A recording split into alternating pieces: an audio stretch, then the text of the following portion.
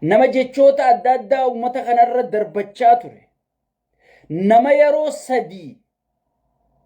sadi duutirra geggeeffamte sigale yaaliin ajjechaa yeroo sadi irra geggeeffamte kan gaafa irrichaa milikkataa kan isinillee yaadattan maqaa isaatiin taayyee maarree kasalaa gabbaynuutu kana si godhaa je'anii irra dhiichisuu turan sheeyxaanaa ol shimallisii ol warra kaabinee wadalloota inni wali qabatee yaasu kanaa ol taayyee irra xiyyeeffatanii nama akkasii barbaadamaa ture sigale nama akkasii barbaadamaa ture san qawwee takka mana keetti garree jedhaniin qawwee irra faarsee bulaan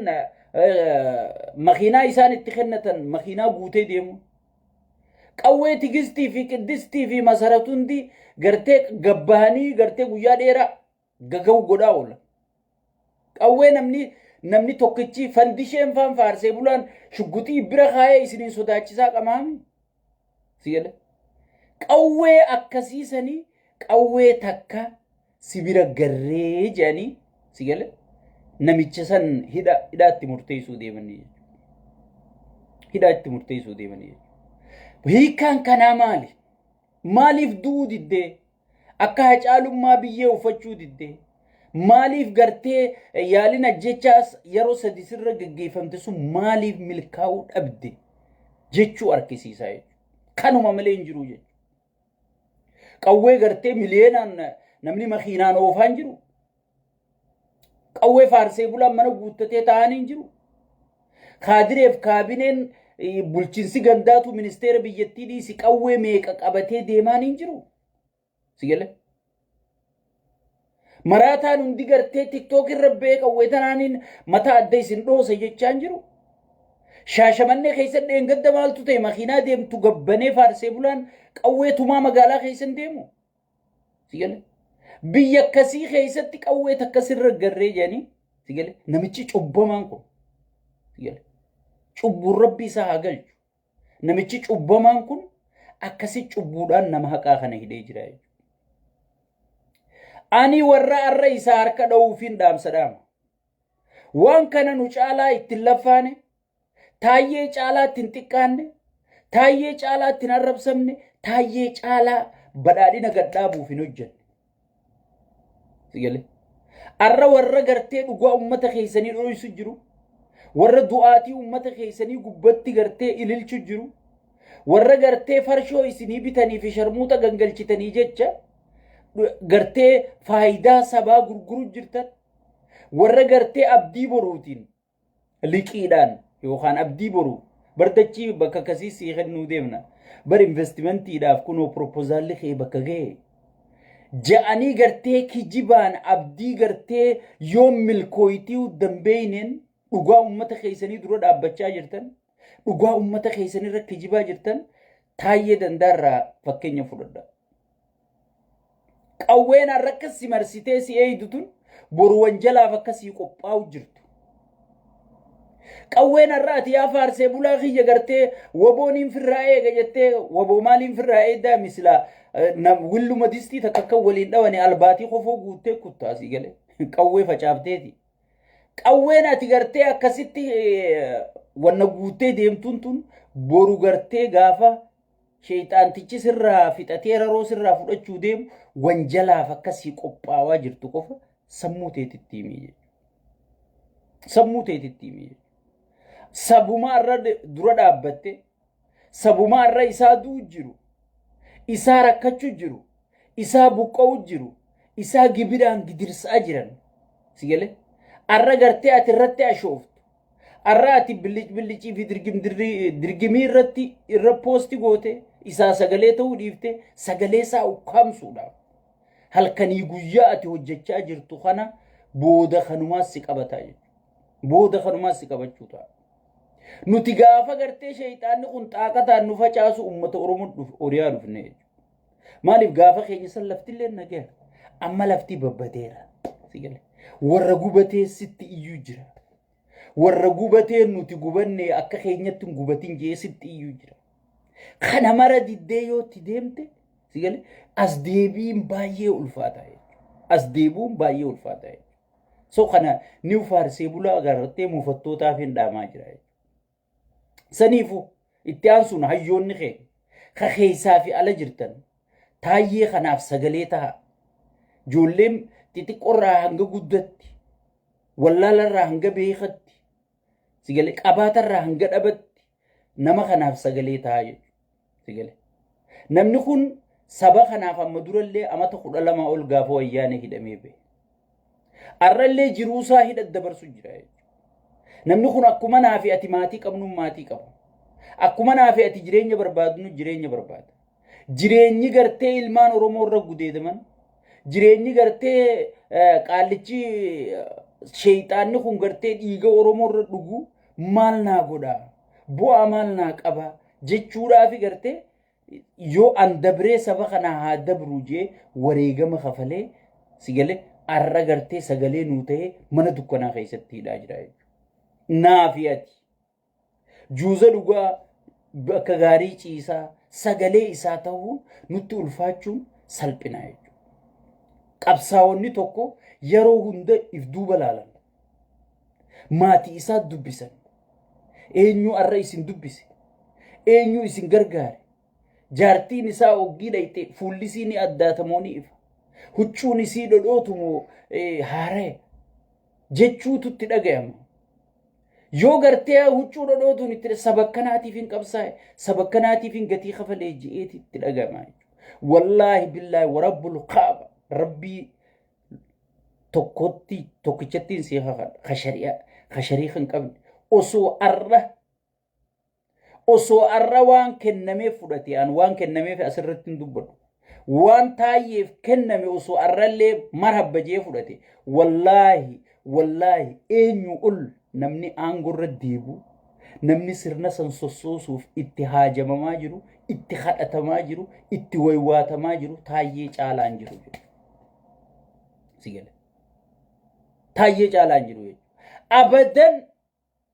saba kiyya kaniin amma duraa dogoggoraan ganen ganu jechuutu ichi keessa teessisu jira jechuudha. Isin dubbii quban qabdan garuu kan dubbii quban qabne namni gatii isinii kafalu jira jechuudha. Dahaba oggii harkaa qaban hin beekanii jette Oromoo. Nama kana Hacaaluu gaafa inni lubbuun jiru irra duuluu turtanii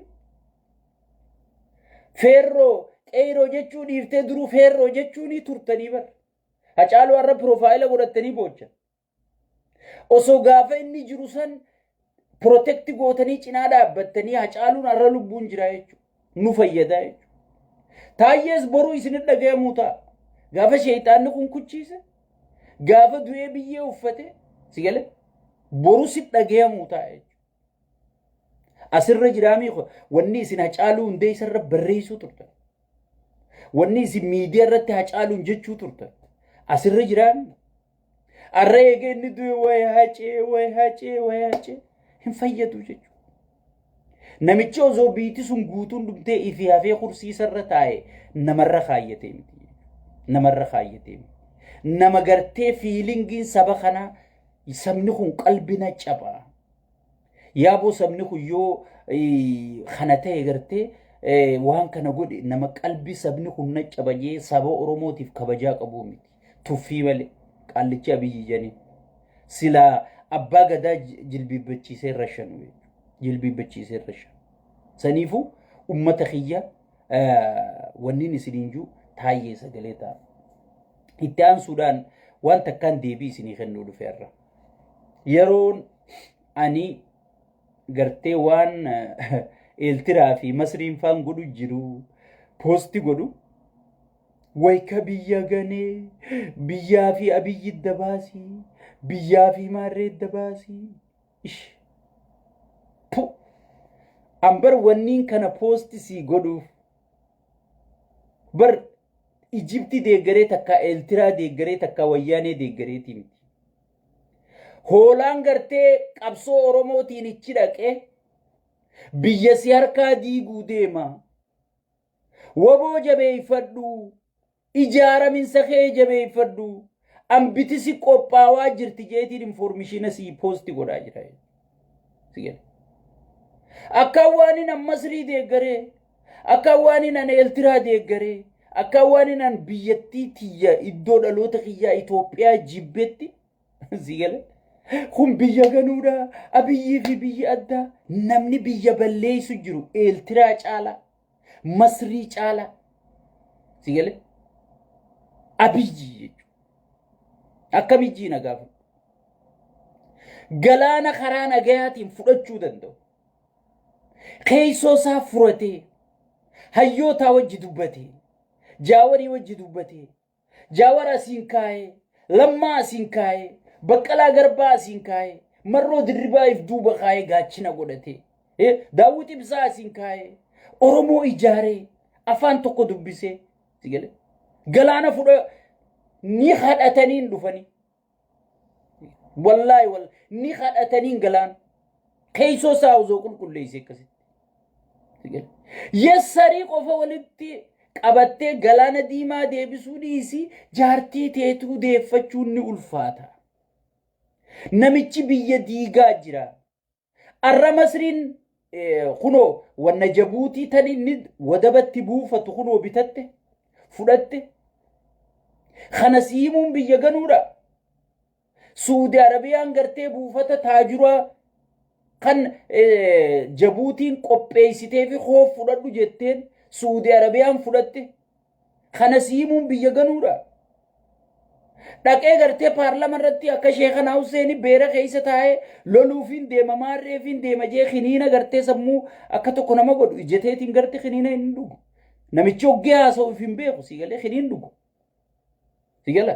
khiniina dhugee beera gartee harka dhooysisuuf jecha khalloluun deem sigala khalloluun deem loluufiin deema jee akka Eertiraansi qophooytu akka TPLF qophooytu akka gartee diinni keeka Oromoo marsee Oromiyaa marsee akkasi qophaa'ee humna godhatu waan godhuun teenya khalallabu kaalbaw isa je'eetiin ansii kunoo gatiin albaatii isaa tanasii uumu jirti jeetiin poostii si godhu jira jechuudha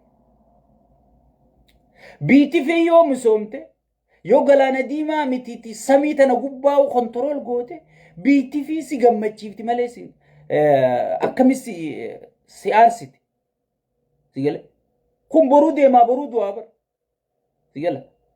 amma na amani arra qabadhu viidiyoo tiyyatan ganaa mootummaa dhuftuufuu wanni qaallichi kun biyya Itoophiyaa dalagu jiru gufuu guddoodha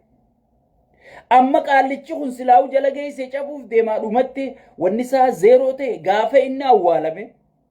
mootummaan dhuftu lollisi Eertiraa wajjii miti Suudi Arabiyaa wajji lollisi Jabuutii wajjii miti Faransaay Ameerikaa Chaayinaa wajji jechuudha sigale biyya hunda ummanni gartee guuzee hammatee bahara isaanii kireeffatanii gartee namichi qiyaaman uhaa'u deema jedhanii firraa bahara gabaasanii jiranii jechuudha boodumaa bahara ba'uun ulfaachuuf teessii jechuudha mootummatti aanuuf nuti tana gartee maraataan biyya balleeysee